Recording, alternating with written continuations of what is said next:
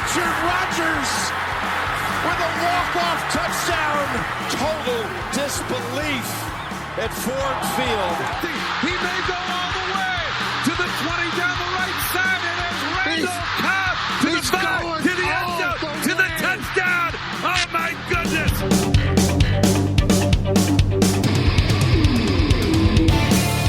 Welcome everybody to the Green and Golden Boys, a Packers podcast, the podcast for fans who are holding out hope after we are back in the win column. Charles, how are you? I'm good. How are you? I'm doing well. I'm Marcus, and we're going to recap the Bears-Packers game today. The Packers are, like I said, back in the win column finally. Charles, are you holding out hope? Are we going to make the playoffs? Is there any possibility? Are we going to make the playoffs? No. Am I holding out hope? Hell yeah, I'm holding out hope. We just this win got us an extra 2 weeks of football that matters, right? We get to watch this weekend with a bye coming up, hoping for all those teams to lose that we need to lose, which will be fun. And then, of course, we have another game after the bye. So, the longer the season goes, where it still technically counts, the better in my book. Obviously we're getting a higher draft pick as we win. But you know what? When it comes to actually watching the game, it's so much more fun to root for a win than root for a loss. So yeah, man, I'm holding out hope. Yeah, I'm with you. I mean, I'm holding out hope, but this season is effectively over, as we kind of discussed last time. But I think what you're trying to do at this point is just build some momentum going into next year or next season. I don't know how you feel about that, but I feel like if you take that mentality of tanking, you might end up with a higher draft pick, but that could do some. I feel like that can do some damage moving into the offseason. I don't know, but I 100% agree. I mean, if you're just missing the playoffs hurts because you look at some of the games that we just blew, like the Lions game, and go, God, we needed that one back.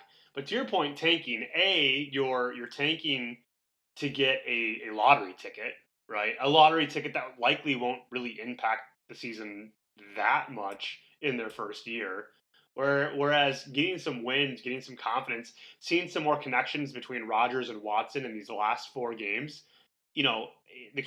Rodgers was asked the question, seeing Christian Watson explode the last 6 games or whatever it's been, does that come a part of your consideration of coming back next year? I mean, it's not exactly how they asked it, but it's essentially what they asked. And Rodgers said, yeah. I mean, having some guys kind of take strides, essentially makes it more likely for Rodgers to come back. And you and I have both said we'll ride with this Rodgers trade until it derails.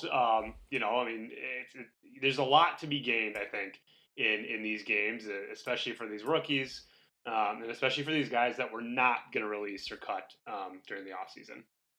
Yeah, and speaking of Rodgers, I mean, not an outstanding game, but he seemed a lot more effective on Sunday against the Bears than he has maybe in the last 5 or 6 weeks since he broke his thumb. Nothing that's going to jump off the page. 18 for 31, 182 yards and a touchdown, but outside of maybe 2 throws, I feel like he pretty much hit everybody he was trying to. Yeah, the one to Cobb on the sideline, though, where he missed him by 6 yards. Yeah. I mean, not sure what happened there. Yeah, I mean, that wasn't a broken thumb. That was a broken everything. It was pretty bad. So, but yeah, actually, on that note, back to what Rodgers was saying, going into the bye, rest everything up. He was talking about his ribs and his thumbs. And he said something that maybe I'm just reading too much into, but he said, maybe at the end of this bye, those 2 things won't be an issue anymore. And we talked about this last time. If he really thinks, and if there really is any chance that 2 weeks could potentially heal whatever is broken or hurt, then we don't have to talk about it because we already talked about this. But all the more reason we should have sat him, after that Giants game for a week or 2, like you mentioned the Cowboys did with Prescott. Because if he really thinks he's going to be healthy again in 2 weeks after this bye, that's kind of annoying to hear almost. You know what I mean? It is for sure. I mean, and let's go back in time. We lose to the Giants. I think we're 3-2 at that point, right? Mm-hmm. Put him on an IR. Jordan Love comes in relief, and let's say we only win, one of those games in those 4 weeks. We're still sitting at Which, by the way, we lost all of them. Yeah, that's what I'm saying. Like, even if we win one of those games, this season could turn out a lot differently. And then maybe Rodgers comes back and starts, winning right away. I don't know, but yeah, I just don't know I don't know what the apprehension is there. I mean, you see teams do it all the time. We saw the Eagles win a Super Bowl with Nick Foles after, I'm blanking on, it wasn't Andy Dalton. Carson Wentz went on IR, at the end of the season. And we saw it this year with the Cowboys, with Dak Prescott on IR for 4 or 5 weeks. And I don't know what the apprehension is. I don't know if it's Rodgers wanting to, like, he maybe thinking this is his last year and he wants to get every chance he can get to play, or if he's worried that Jordan Love plays well and, he's going to be out of a job, or if it's the organization thinking, we're going to keep Jordan Love and he's going to be our starter soon. We don't want to put him in a potential bidding war when, if they don't pick up his option or if they don't extend him. I don't know what the heck is going on, but yeah, I don't understand why you don't just sit him if he's got a broken thumb. Yeah, I think I don't know how I only listened to like the clips of Gutekunst's press conference yesterday.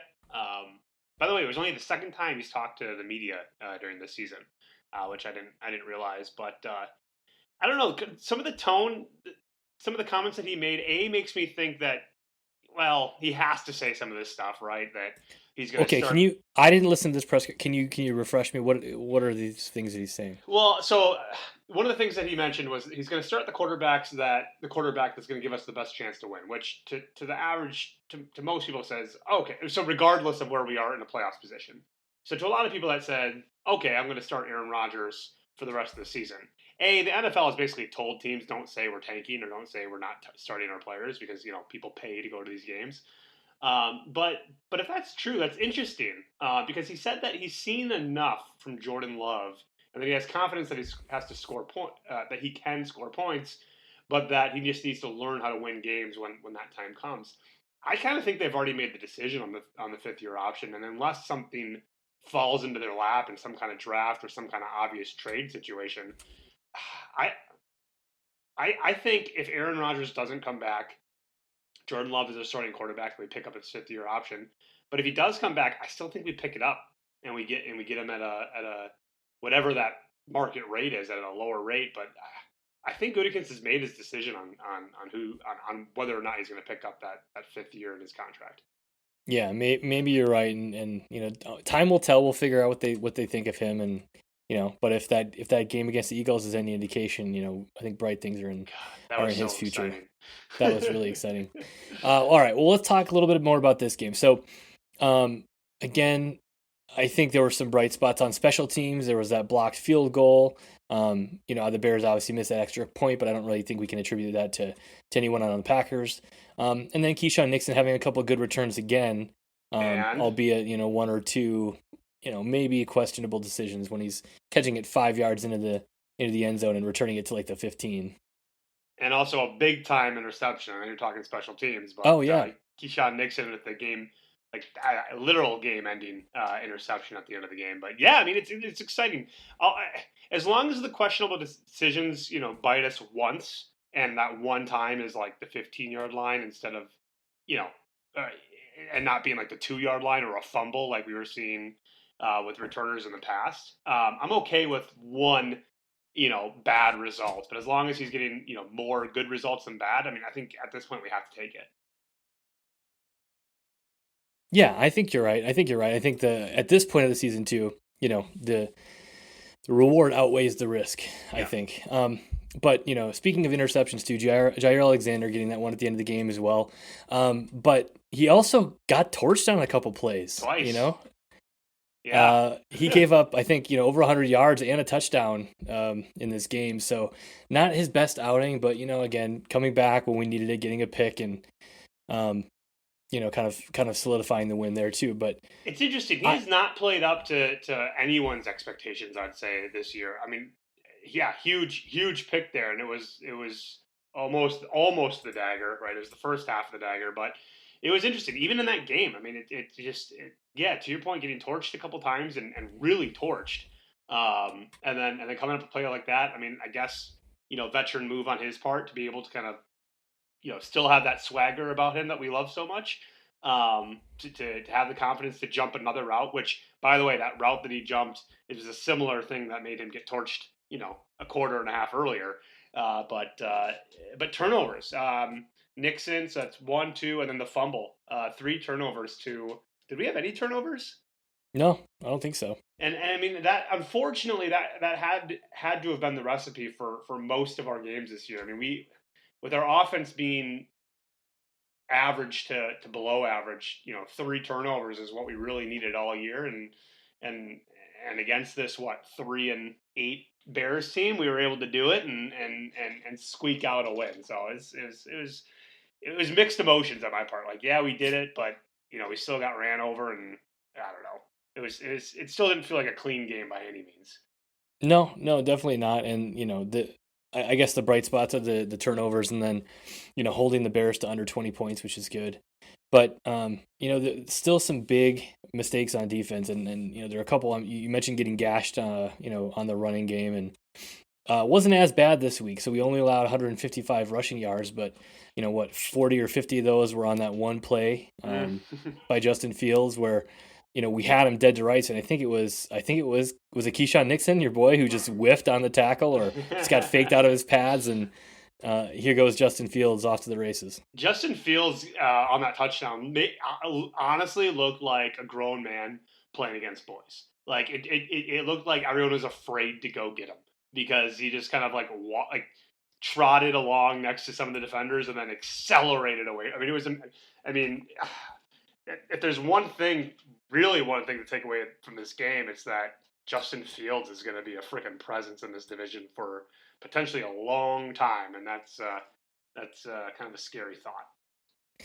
Yeah, I mean it is, and I think, he's a big boy first of all, so he's tough to take down, but he's also an incredible athlete. He's super fast.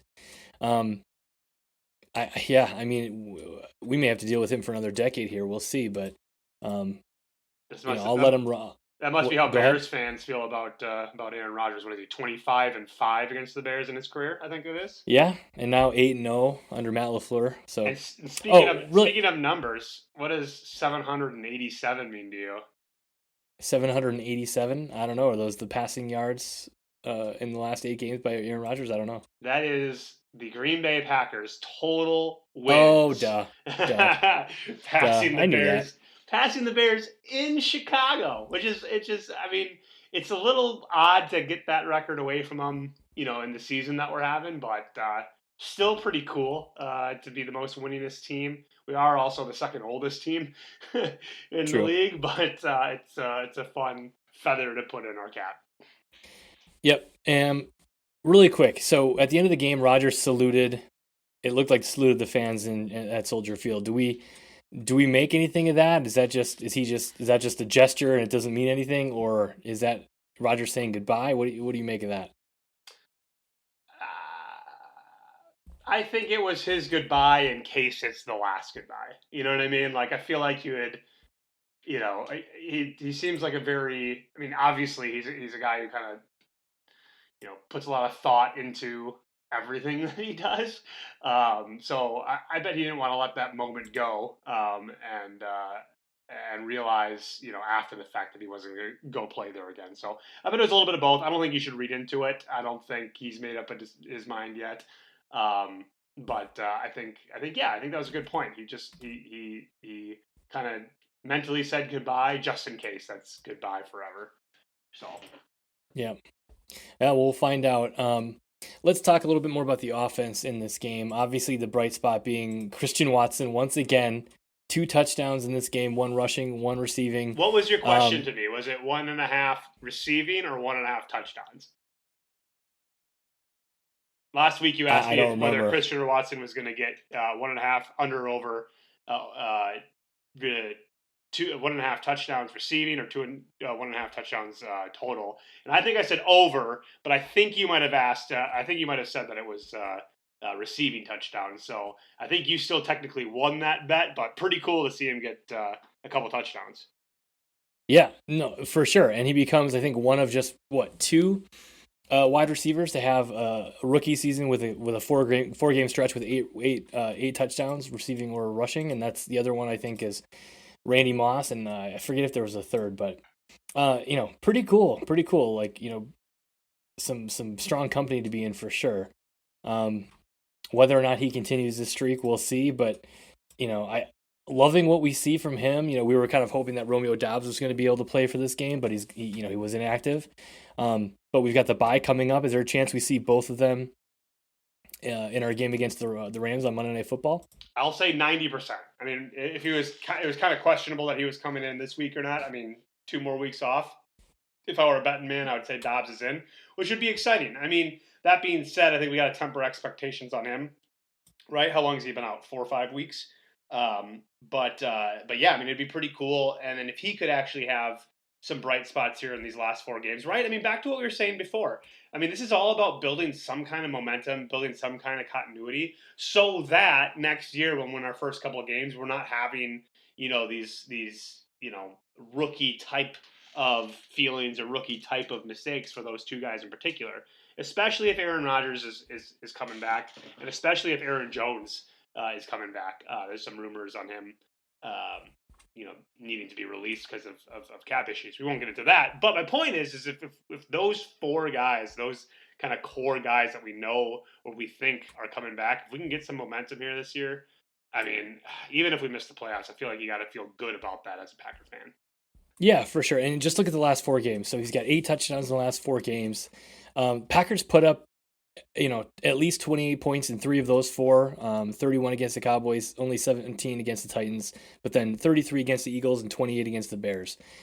Not a coincidence. I mean, if he's going, it seems like this team is going. And, again, if we can get Romeo Doubs back and have those 2 kind of working in tandem and having, because I've got to think that the attention of the opposing teams is going to be on Christian Watson moving forward. And so if we have another chess piece to play, that's going to be a lot of fun to watch. And to your point, even if we aren't going to be to playoffs, give us a little bit of a glimpse of what might be to come for this receiving core. And oh, by the way, freaking A.J. Dillon probably having his best game of the year. Oh, yeah. Geez, I mean, it is frustrating to see how much we've struggled this year. I mean, we see flashes of what we could have been. Now, again, we did it against a 3-8 team or whatever they were, but still, I mean, we have the potential to. I think Aaron said this actually. We have the potential to beat just about everyone in the league, but then we also some weeks have the potential to lose against just about anyone in the league. Yep. So yeah. I mean, these last 4 games. I mean, get the bye to get healthy up, but to get more healthy, but just more consistency and continuity, and it sucks that we're talking about this in December. This must be what it's like to be a Lions fan. but it's true, right? I mean, every now and then you're gonna have a stinker every year, and if Rodgers or Love is our starting quarterback next year, I am confident we're going to be an above 500 team next year. Yep, me too. And he again. Talking about the offense, a shout out to Sammy Watkins. He had no targets in this game, I don't think, but he had a couple of big blocks, including the one on Christian Watson's touchdown run. So shout out to Sammy Watkins, staying in there, doing the dirty work, and having an impact. He will not be back next year, though. No, I would be surprised if he was, but you never know. But yeah, I mean, it was cool, and it was cool to see how excited he got too on that block. Yep. I mean, I know everyone, yeah. I think everyone sometimes thinks like these guys don't care, and at times I even questioned it in some of these losses. But I mean, throwing a block like that and celebrating down the field behind Christian Watson was pretty cool. Before we wrap it up, get some game management questions for you. Number 1, why didn't we challenge when A.J. Dillon was clearly not tackled and on the ground and got back up? A, was that even challengeable?